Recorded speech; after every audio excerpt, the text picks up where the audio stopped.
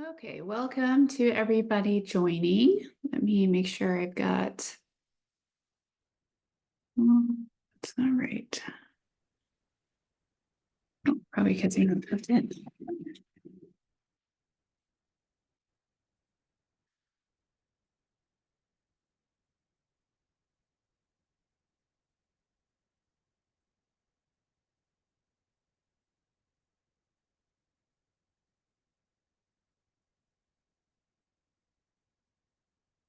Okay, just getting my mic set up here. All right, if you have questions, go ahead and put them in the chat today. And then I'll also go over the questions submitted. So we are in week 3 of Metabolism Revival. So this is a 4-week program, but I'm going to give you guys a full 5 weeks to complete it. And from your purchase date, for sure, you'll always get the full 4 weeks. So some of you came in a little bit later, and that's totally fine. So no worries there. So next week so this week we're focusing and learning on circadian rhythm. So I really like to take that week that you're learning about it to absorb the information. And then you'll notice that your check-in threads are based on last week's information. So that's where you want to be focusing your intentions, right? So next week you'll be adding in circadian rhythm. This week you're adding in the muscle and metabolism things. You're all doing great. Make sure and use the chat if you have questions or concerns. And I'm always happy to be in there. I'm watching you all check in. You're doing a wonderful job.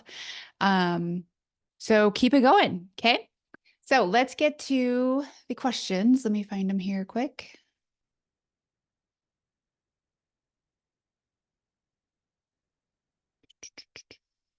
So, alrighty. Okay, this is from Elizabeth. I'm having a tough time getting enough carbs in a day. I've been adding half a cup of brown rice or other grains to make some meals, like the salad, and having an apple or other fruit as snacks. That's wonderful. I've been following the meal plan 100%, but coming up 30 to 50 grams short each day. Other advice. So it looks like what you're doing is great. I would say, so the easiest way to increase the threshold of one of your macronutrients is just to increase the sizes at your meals. So this goes with your protein and your fat as well. Just increase the size. Now, remember, the meal plan is not specific to you. It's basically giving you high quality that's where my focus is making sure that you're having high quality, moderate protein intake, about where most people will lie, with the 3 meals per day, and then adding in snacks as you need to fill those gaps. Now, you are going to want to go in and you're going to want to customize your carbohydrates and your fats. So sometimes you might notice that you need to add more carbohydrates in there than the meal plan offers you. And so go ahead and do that. And same with fats. And the easy way to do that is with like cooking oils. I like a spoonful of peanut butter at the end of the day. Personally, that really helps seal my day up. So things like that. But it looks like what you're doing is great. I would just increase the quantity. And then the other thing is you can go ahead and message me in the group, because maybe your carbohydrates are a little too high for you right now as well. I don't know exactly where you ended up with your carbohydrate intake. So you can message me for that as well, and we'll make sure that you're on point there. You're not over consuming carbs at this point, or maybe there's a calculation off or something like that too. So, but adding in your fruit, that's great. I usually have a piece of fruit at most of my meals. Sometimes you'll notice too that smoothies, like I love smoothies because they have so much fiber. It keeps the sugar low. You get all those nutrients in, right? Like it's just your nice little portable, handy dandy little smoothie to get you started for the day. But sometimes it is hard to get enough carbohydrates in those smoothies, because like fruit, especially frozen fruit, it like takes up so much room. It's like the smoothie just grows. And one of the easiest ways to get that smoothie carb intake is to add some oats in it. You can just use like raw oats, and that doesn't take up more room, but it definitely adds in more carbohydrates for you with that meal as well. So that's something you can do to increase the carbohydrate in the smoothies, if that might be helpful for you too. And then the other thing with oats is that it really prolongs that meal and also gives you a good fiber intake too with those oats. So you can add oats in your smoothie to get those carbs up as well. You typically do a protein shake after your workouts in the morning, one up protein, fiber, and collagen with almond milk. Is there any good suggestion to add it to get more carbs to make it a little more balanced? Oh, okay. There you go. The oats will help. But you would want to blend it, right? You would want to blend that to get those carbohydrates in there.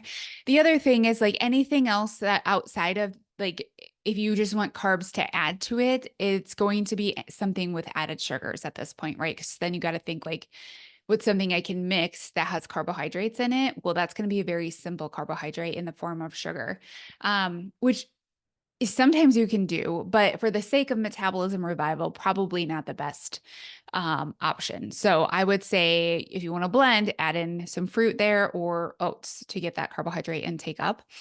There is something called, which I don't know if this is still around. Let me look. It's called Carbolin. I used to use it back in my bodybuilding days because I couldn't even consume the amount of food that I was supposed to be eating. But Carbolin is just a powdered form of carbohydrate. Um, they still do make it, and it's not in the form of sugar, so it's not like added sugars or, just corn syrup or things like that. It's derived from potatoes, rice, and corn. Um, and just milled down to a powder, and then you mix that for your carbohydrate. So, like they have it on Amazon. So that's a way to increase carbs without, in a way that is very portable and on the go. Do I love this? I don't, because I think if you're going to be eating food, I'd like you to chew it, right? I want you to get, because I mean, we got to be honest, like the nutrient density, like the high quality nutrient density in this is going to be crap, right? And also, to be honest, like it is milled down to a powdered form. So you're going to be absorbed very quickly. It's going to give you a blood sugar spike. You're going to come down quickly. There's no fiber in here. So it's an option, but I don't love it. I would rather have you chew your foods in whole food form. That's going to give you the best bang for your buck. So that being said, I would add something into those numbers or those ingredients, which you said was protein, fiber, collagen, almond milk. So then I would blend it with fruit, or you could also add these things just to your morning smoothie, right? So that could be your morning smoothie, but then you add in your banana and or oats to have more carbs. Okay, let's see here. For a pre-workout meal, I eat an energy bite. It's oats, nuts, flaxseed, chia seed, almond butter, honey, coconut oil, and dark chocolate chips. Is that too much fat to start off the day? So the thing here that we want to pay attention is that it's your pre-workout meal. And so your pre-workout meal, remember, we want this to be carbohydrate and we want it to be protein. So there are going to be carbs in this energy bite, right? Because you have your oats, you have your honey, and your dark chocolate chips. Those are going to be your carbohydrates, but they are going to be very slowly, and your honey, did I say that? They are going to be very slowly absorbed because you also are offsetting it with your nuts, your flaxseed, your chia seed, your coconut oil, and almond butter, right? That's a lot of fat in there. And it's going to take a while for that to be absorbed. And it's probably not going to be like ready for you for your workout. So I would say no on that. That would be just a great snack to have sometime during your day. Um, so yes, it is too much fat to start off your day. So you want to switch to carbohydrate, you want to switch to protein for pre-workout because we want that carb to be quickly absorbed. We want that protein to be quickly absorbed and to be able to fuel your workout for you. And so that will come in the form of quick carbohydrates, which would be like your fruits, like a banana, very easily absorbable. Any fruit is fine. Rice cakes are another good one. I've personally been loving rice cakes with a banana and then I drizzle it with honey. And then I have my protein shake along with it. And I've been using the clear, 1UP clear protein, the lemon. So good. Are the ingredients perfect? They're not. It has sucralose in it, which a lot of protein powders will. So you want to remember that that's an artificial sweetener. That's not always best for your gut. So we want to have that honest conversation and total clarity. But that being said, not everything you eat in your life is going to hit all the marks. So you have to decide what's worth it for you and what isn't. For me, gosh, that protein powder tastes so darn good. And also, I do not feel sluggish or heavy when I go into my workout. I actually I can tell I'm absorbing it really quickly because I get energy from it and I go work out. My workouts feel fantastic. So, um, also keep in mind that I am reverse dieted for years at this point. I don't think I've been in a calorie deficit for probably a year and a half. So my carbohydrates are pretty high. So I can do rice cake, I can do banana, I can do honey, all without a problem. And it's not too many carbohydrates for me. You may not quite be there with that many carbohydrates yet. So you want to make sure and see that, you know, do you want to leave the honey off? Do you want to have rice cake and banana? Right? So keep in mind that you want to make this work for you. But that being said, right? So that's carbohydrate. So I have my rice cake, my banana, my honey. I also put a little bit of peanut butter on there too, just so it sticks on there. But it's super thin. I would say it's less than half of a tablespoon. And then my protein shake. So it is ready to go for me. It's going to work hard for me during that workout. So keep the fats lower. Look for ways that you can get more carbs in that meal, in that pre-workout, and your protein as well. Because the only proteins you're getting in this energy bite is trace amounts of protein from these other fat sources and carbohydrate sources. It's not a true protein source that has all those amino acids that you need to be able to build muscle. Remember back to I don't remember which lesson it was, but it was last week. And I talked about leucine, right? So leucine, we need to have 3 grams of leucine to be able for our body to recognize that the entire crew is here to help me build muscle.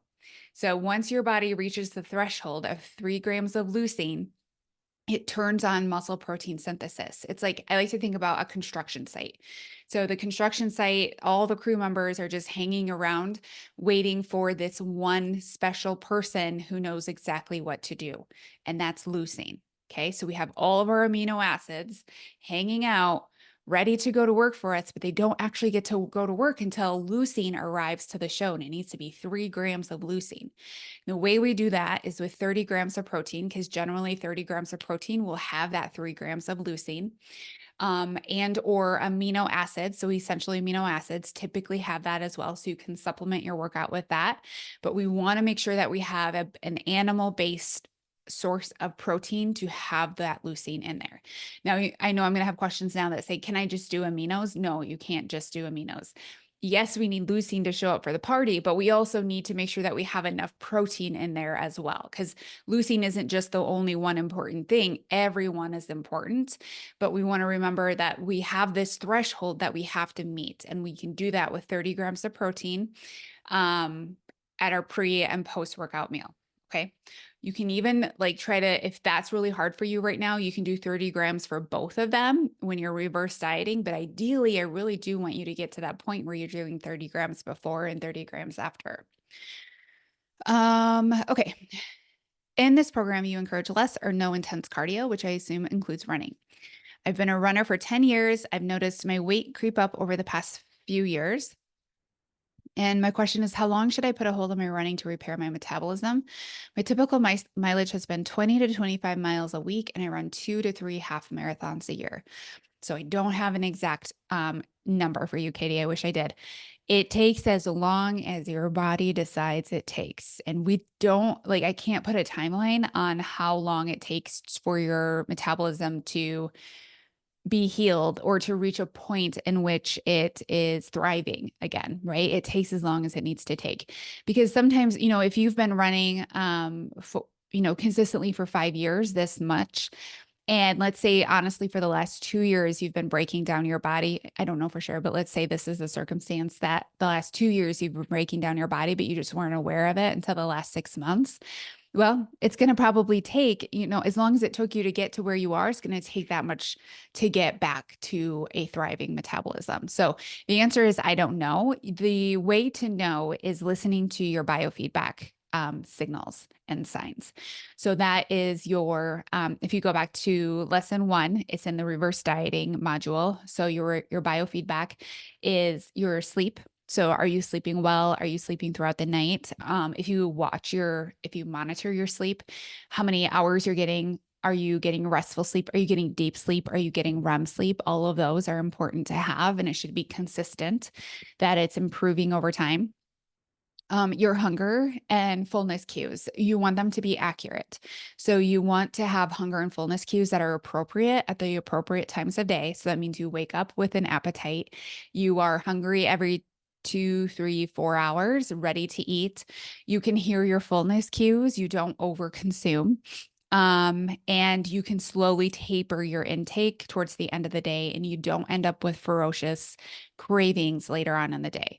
Ferocious cravings later on in the day means that there's a nutrient profile that's not being met and an energy profile that's not being met. And so even if we talk about preloading your calories or front loading your calories towards earlier in the day, you as we do this, right, you'll notice that your symptoms improve. But for people who are just very chronically depleted, you will still have those cravings in the evening until we can get your body to that safe point. Okay. That doesn't mean it's not working. It just means that you need more time with this pattern. So sleep, hunger, recovery, right? So you're doing your strength training workouts. How well are you recovering? So that means, do you go into your workouts, the next workout, and you feel good? You feel rested. Your muscles feel like they're ready to go again. They can be put under a load and respond positively. Are you increasing your weights? Are you becoming stronger? Those would be signs of good recovery. Your energy levels, right? So do you have consistent, reliable energy levels throughout the day? Do you avoid the highs and the lows? Do you rely on caffeine to get through the day, right? So positive feedback would be like, yeah, I have consistent energy. I start to get tired in the evenings. I fall asleep. I stay asleep. I wake up and I feel good. That's what we're looking for. And then digestion is the last one, or second to last one. Digestion just means that you don't have increased bloating throughout the day. You're not constipated. You don't have diarrhea. You don't have reflux. You feel like you eat your foods are digested, and you are appropriately hungry about 3 hours later. And then last one is stress, right? So what is your stress like? Do you feel overwhelmed most of the time? Do you always feel like you're behind? Do you feel like you're just, you can't catch up? Are you overwhelmed by things that you weren't overwhelmed with at one point in your life? Like everything is a big deal right now, and you don't know how to like get yourself back to earth sometimes. So that would be stress. So there's lots of facets of stress here, but what I want you to pay attention to is that is your normal day-to-day stress. Are you unable to cope with your day-to-day stress that 2, 3, 4, 5 years ago wasn't a problem, but now it is a problem, right? So that's telling me that your stress perception is off, because when your body is stressed, your body will not tolerate normal amounts of stress day to day. It's like, no, we can't take anymore. My body's incredibly stressed. Please stop doing this. And so, your kid, like, I don't know, throwing a fit on something that's normal for your kid to throw a fit, all of a sudden you're throwing a fit as well because you just can't take it, right? So that would be normal stress.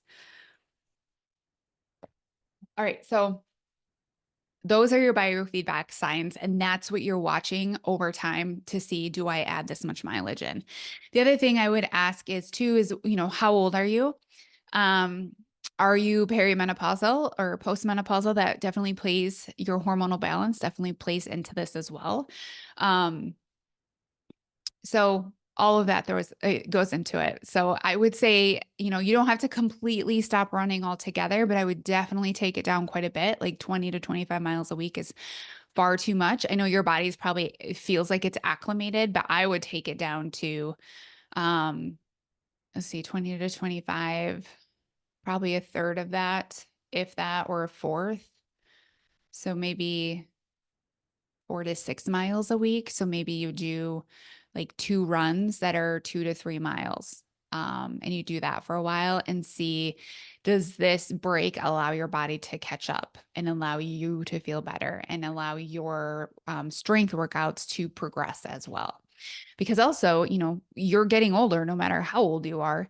And to be honest, running those miles in a week is a breakdown process, right? It does not build your muscle. It does not build that solid base that you need as you get older. Strength training does. And strength training is the only exercise that will do that. And so I would really encourage you to prioritize that over running. Like make sure your lifts are progressing versus your running is progressing, right? So when you're running that many miles a week, you're really putting your body in a tough spot to keep muscle on, and building muscle definitely won't happen with those many miles. So, okay. What are your thoughts on Olipop and Spindrift beverages? I try to get away from Diet Coke, but I like the carbonation and flavored waters. I think they're okay. With Olipop, it does have added sugars. It also has a good amount of fiber. So I would just say pay attention to how you feel after with an Olipop. Because sometimes with that much fiber, it's like uncomfortable. And you don't have to like fiber bomb your digestive system to see good progress with your digestion. I think one of the reasons why these appeal to people is because they do taste good because they have added sugars in them. And because you're like, well, look at all this fiber I'm getting, right? They can't possibly be bad. And I don't think they're bad. I don't think that they're a probiotic that I would depend on for my microbiome to build my microbiome. I don't think that. But I think they're fine to have. And the Spindrift, I think, is also fine. Let me look. I feel like they're just sparkling waters.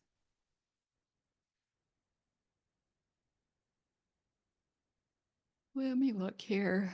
Oh, I can't stop yawning today. Okay.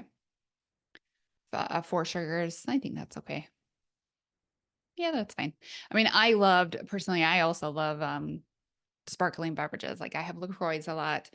Um, I'm trying to think if there's other ones. I do hop waters, but I don't do those during the day because they have adaptogens in them. And sometimes I just feel a little too relaxed and then I don't get any work done. I also, let's see, what else is there? Yeah, those are the main ones that I usually have. Um, that one that's called Death Water. Sounds aggressive. Death Water is like in big cans, so it looks like a heavy duty beer. But it's water and they have flavored ones as well. So it can feel like kind of fun when your friends are drinking and you don't want to drink. It just like looks like you're included. I bought one at a gas station and went to go pick up my kid. It was like 9 in the morning. He was at the gym and went to go pick him up. And he was like, "You're drinking beer now?" And I was like, "This is not beer. Thank you. It's water." Not drinking a thing of beer actually ever. I never drink beer. But certainly not at 9 a.m. on a Tuesday. So those are fine as well because I don't think that they have any. I think they're just a sparkling water. So any sparkling water is totally fine. You just want to watch added sugars. Okay, lengthy question. I am a teacher and I don't have much time to eat lunch, so I usually just have a salad and fruit. What's the best option for protein on the salad? And what are your thoughts on deli meat? Is this a good option for protein? I don't love deli meat, and here's why. It's very highly processed. The quality of the nutrition is pretty poor. It takes a significant amount of deli meat to make your 30 grams of protein, to be honest. Like you're eating a ton of deli meat to get to that. And then you're eating also a ton of sodium and a ton of nitrates and a ton of added stuff, that caramel flavor and caramel color and things like that. Like it's just weird. So I personally, if I'm cooking my chicken, I'm totally good eating it clean or cold because I know it's fully cooked through. I know when I cooked it. I know, things like that. So I would have cold chicken cut up on my salad. That's not a problem for me. I would just make sure that you're putting it in the fridge when you get to work so the chicken doesn't spoil. You can also do cold salmon. That would be an option as well. And then the other thing would be like tuna packets. So tuna is super easy, portable. They make them in the pouches now. You can just dump it on your salad if you're into that as well. So those would be the main ones. But I personally don't have a problem eating cold protein that I have cooked because I know I cook it through. I check the temperature to make sure that I'm not eating anything raw that would give me some food poisoning or anything like that. So I would honestly go that route versus deli meat.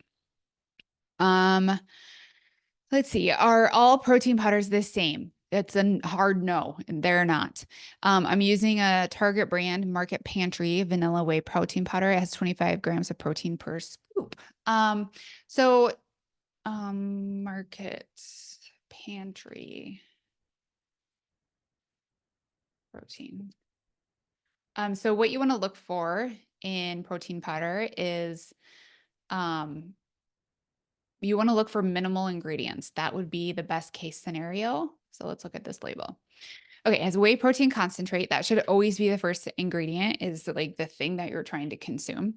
Maltodextrin. So this is unnecessary, but it's going to be in a lot of protein powders because it's going to make the protein powder feel like a shake and not gritty. It's going to make sure that it like absorbs really well, or like mixes really well. Natural and artificial flavors. So here's the thing about natural and artificial flavors is that there is no way you can find out what this is. It is protected information that some person, some company out in the universe owns what it is. And so they have this like secret badge of honor that says, I own natural and artificial flavors, and I'm not going to tell you what it is, but I'm going to sell it to companies to put into their products because it makes them taste good. I don't know what it is. Nobody knows what it is. So take that with a grain of salt. However, it's in most foods. It's in most processed foods. So there's no getting away from it if you're eating processed foods, which um, protein powders are always going to be processed foods, right? Because it takes the milk, and it processes it down to just protein and then into a powder. So xanthan gum is a thickening agent, so not awful. It can upset tummies sometime, but to be honest, you can buy xanthan gum. Like I buy it, and I will put it sometimes when I'm trying to make a protein ice cream treat. So I'm like mixing my protein powder with ice in a blender, and then I'll put some xanthan gum in it, and it just makes it smoother. Salt, that's fine. Soy, lecithin. I don't actually know how to say that, but again, would you buy that? Probably not. So keep it with a grain of salt there. And then sucralose, artificial sweetener. Are you good with that? Or are you not? Aspartame, potassium. I'm not sure what that one is for. And then whey protein isolate is at the end. Why is that at the end? That's a good question, isn't it? Because the ingredients are always listed in the quantity that they're in there. This is a artificial sweetener and flavor enhancer. So overall, we have 1, 2, 3, 4, 5, 6, 7, 8, 9. 9 ingredients, not the end of the world. Totally, there's a lot out there that are way worse than this. The thing that I would say is this one that you are good with, is how do you feel afterwards? There are many protein powders out there that will cause you major GI upset, and then that's when you know it's a no bueno. So then I would say go find a different one. It's either a whey problem or it's the protein powder problem. Okay. But I will say, Jill, that the 25 grams is great. That's a good amount to have in your protein powder. And then pre-workout fuel, you say protein shake. Are you talking Premier Protein brand? No, I'm never going to talk about Premier Protein brand being one that I recommend. Their stuff is so full of stuff that I don't even know what's in it. And so no on Premier Protein, but protein shake is any protein powder, just like what you asked for the Market Pantry brand. That's the protein shake I'm talking about. Okay. We have, I think, one more here. I'm still waiting for my Moon Juice magnesium to ship, and I have suffered from chronic sleep issues. After giving up on sleep studies, I will often take melatonin or Advil PM to get asleep. After a stretch of bad nights, should I lay off during the reset and just be mindful of any incremental changes? No, I don't think you need to I don't think you need to lay off of that. Because that's helping you sleep. And I'm a firm believer that sleep is a priority versus trying to force your way into like not taking these things and trying to force your way into sleeping. I would say prioritize your sleep first. If your melatonin and your Advil PM, which I don't remember what's in Advil PM, if it's, I feel like it's Benadryl. Let me look.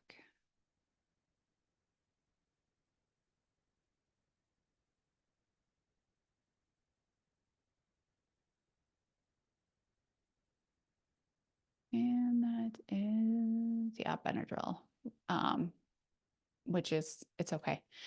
So I would say if you need that to sleep, just take it to sleep. That being said, the magnesium, I'm wondering if you got the sleep one or the daytime one. Like the daytime, not daytime, the regular is magnesium. Remember, it's not going to be sleep inducing like melatonin or Advil PM will be. So keep that in mind that it's not going to be a saving grace for you. It will help, but it's likely not going to do what melatonin and Advil PM are doing. So you may just need to taper off of melatonin. You may need to take a look at your dosage and see, if you take 5 milligrams right now, can you cut your dosage in half and see if that does it for you? The other thing that I love for sleep is L-theanine. That's an adaptogen that you can get a lot of places, honestly. I do think, trying to think where, I think Moon Juice does have it. Otherwise, a lot of supplement stores will have L-theanine. The hop water that I talk about all the time has L-theanine in it. A lot of sleep supplements that are more like advertised as natural will have L-theanine in it.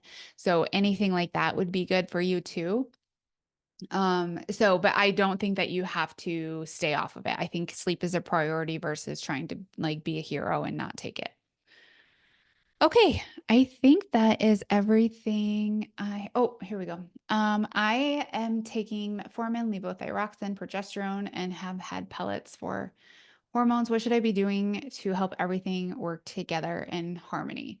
So, um, keep in mind that this is not a, necessarily like I'm helping you rebuild your metabolism, which will then flow over into hormonal balance. They play off of each other.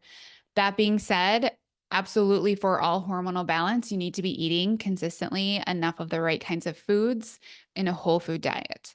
The other thing for hormonal balance is that you need to be building muscle. You need to focus on strength training and progressive overload. And then the last thing is that stress needs to be managed, including we're also talking about circadian rhythm here, right? So we can make sure that we have our 24-hour clock set, but so that our hormones can respond to the sun and to the moon. But then on top of all of that, right, at the top of this is that your stress, right? Your metabolism is a stress barometer. When stress is incredibly high, your metabolism is going to be incredibly low. When metabolism is very low, it's going to flow over into hormones and create imbalances. So the basis of which Metabolism Revival is definitely going to help hormonal balance and to make sure that everything is working well for you. But if you have specific questions about these medications and these hormonal replacement therapy, that would definitely be something to give to your provider who is prescribing these. All right, my friends, I think I have them all. So I will see you again next week, Tuesday, for our next Q&A. Make sure and check in every day so you can win a prize next week. And also the checking in of every day is building those sustainable habits that day to day don't feel like they're doing anything, but they add up and they make a huge difference into how safe your body feels, which will increase your metabolism, which increases your energy and results in the ability to lose body weight if that's what you want.